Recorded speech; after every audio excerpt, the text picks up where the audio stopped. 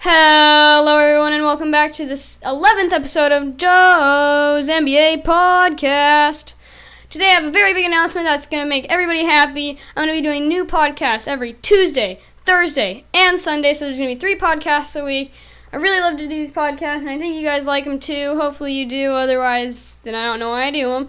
But still, we got a lot of topics to talk about today, guys, so let's get right into them. We've had a really good week in basketball, so let's get right into the first topic. Alrighty guys, for our first topic today, we have the best stats/plays of the night, which is last night. So we have Bradley Beal, who had 40 points and 9 threes for the Wizards.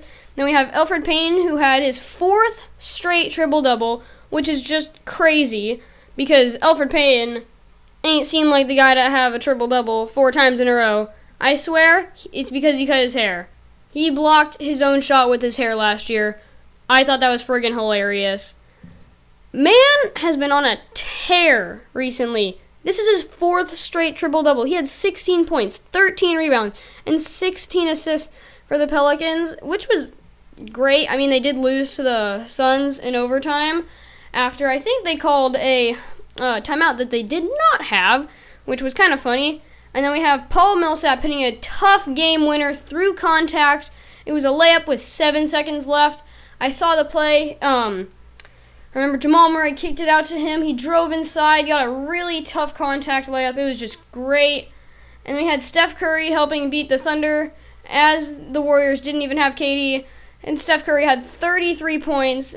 He was just going crazy that game. He was coming off screens. Oh my gosh, I cannot talk today. Oh my gosh. And he was just running around, being really good. He was like a JJ Redick. Last night, he just kept on running around every single screen, trying to get open as quick as possible, and just hitting those open shot threes. Then we have Devin Booker, who helped beat the Pelicans in overtime with 40 points and 13 assists, which pretty much proves to us that the Suns don't want to lose. They're just so they've beaten so many good teams in the past week or two. When they beat the Bucks, they beat the Warriors. They've been beating everybody. Devin Booker had 40 points and 13 assists. That's a crazy stat line. That's insane for any player to have. Let alone a team that has one of the worst record in the leagues has a player that had 40 points and 13 assists. That's a crazy thing. I think the Suns, once all their young players just get their max potential, if they can sign a good head coach that can really bring the best out of their players, that just really opens up all their potential, and they can really be a team to look out for in the future. So let's get on to our second topic, guys. Okay, for our second topic today, guys, we're gonna have, are the Bucks going to be an NBA dynasty? So I saw this post on Instagram yesterday while I was in the car, and it had so many good factors of why they're going to be a dynasty in the future. Because one, they're a small market team who will definitely keep Giannis long term, obviously, and then it's unlike the Pelicans, with Anthony Davis, or when Kawhi was in San Antonio. It's unlike either of those situations, and it's not like when Paul George was in Indiana and he wanted out. This is completely different because the Bucks know what they have in their star. They're trying to win now, and they're doing great. And they also have a great head coach that's just getting the best out of every single player on his team. Nobody's complaining about being on the Bucks. Why would anybody complain? They're the number 1 seed in the Eastern Conference right now, just beating every single team, except they did lose to the Suns a week or 2 ago. And then they have great role players that definitely know their role. And they have Brook Lopez, who just knows, I'm a guy that comes up that sets some screens, comes up and just shoots threes. That's his role for the team.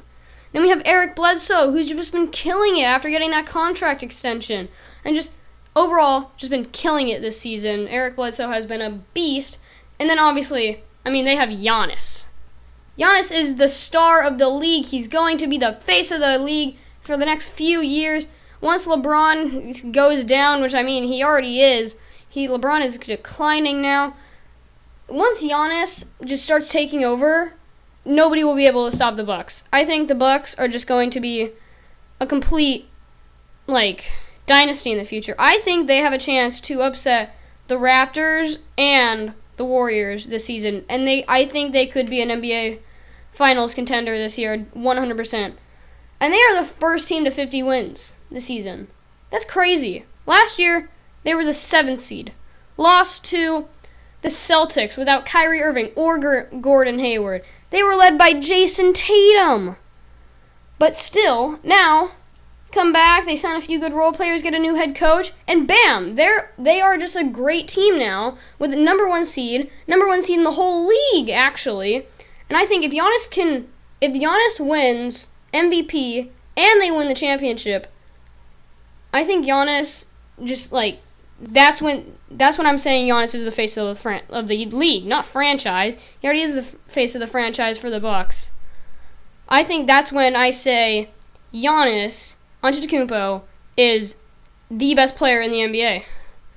And I think it's going to happen. I believe that the Bucks have the potential to win the NBA Finals and have Giannis win MVP. I have Giannis winning MVP anyway. But, the Bucks just did it right. They know what they were doing. So let's get on to our third and final topic. Alrighty, guys. For our third and final topic, I'm going to have why Kevin Durant, Kyrie Irving, Klay Thompson, and Kawhi will all leave in this season's offseason. Also, I'm going to throw in Anthony Davis in there. I think he's going to get traded. I'll touch on that later.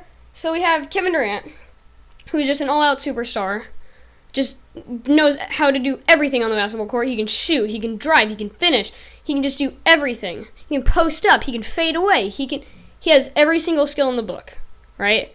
But where will he sign in the offseason? I think KD is going to try and redeem his career.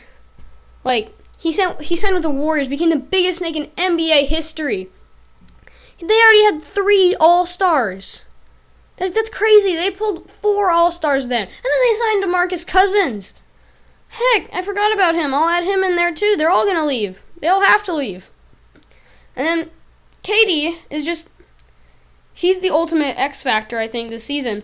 I think there's 2 places he will go. 2 big market franchises that are just great KD landing spots. And that's the Knicks.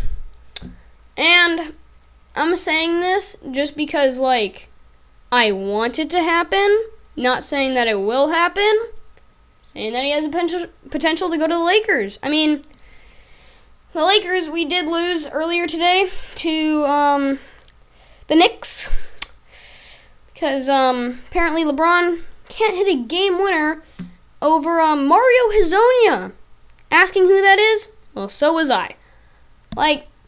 Obviously that's a joke. I know who Mario Hezonja is. He's a really good role player for the Knicks. And so then once I saw that play, I started realizing something. That we didn't get Le GM. We didn't get Le GOAT. We got Le Choke.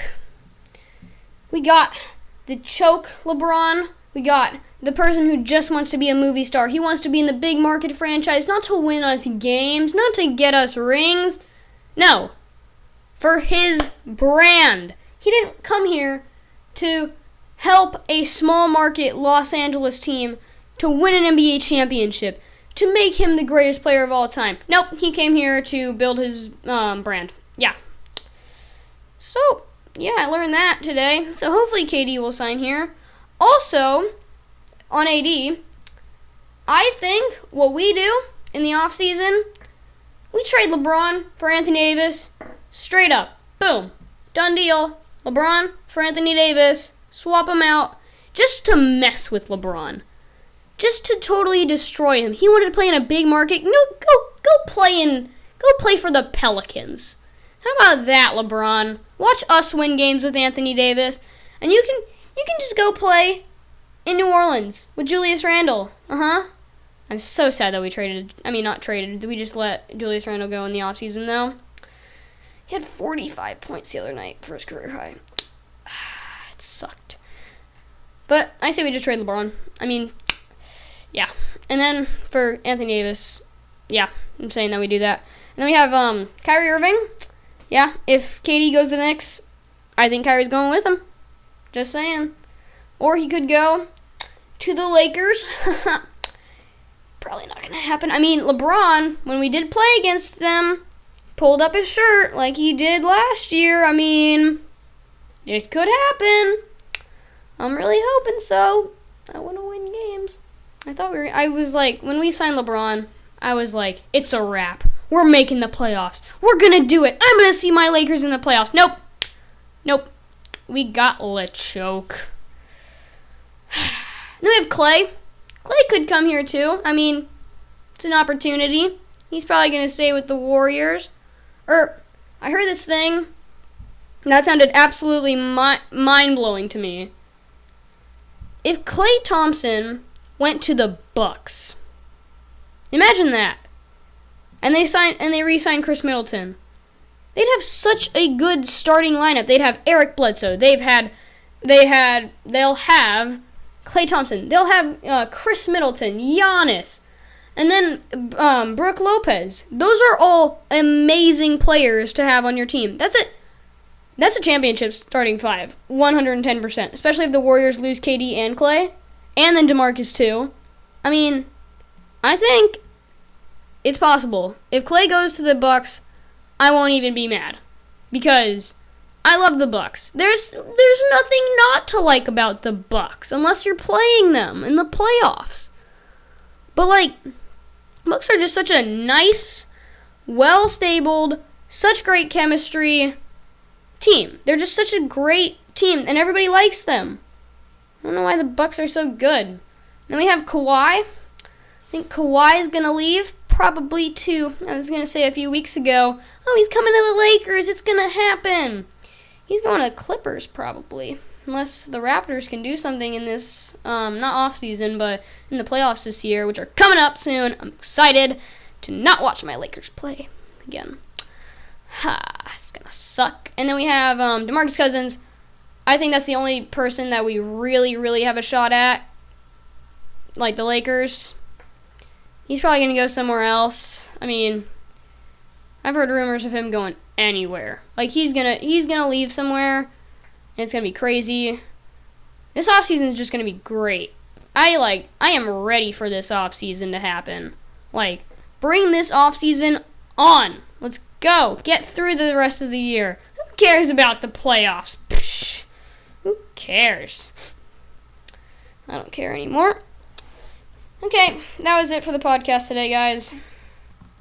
Thank you guys for watching.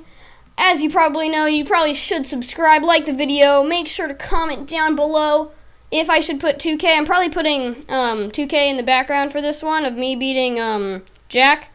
For that, yeah, that was a good game. I loved playing against Jack. I needed some recording. And so, yeah, it's probably just going to be some sped up 2K gameplay in the background today. Tell me if you guys like that or not. I really hope you do, because I like playing 2K. I like putting it in the background. 2K is the greatest, I guess. I don't know. 2K's fun. See you guys next time. Hopefully you guys have a great day. See you guys on Tuesday. Peace out.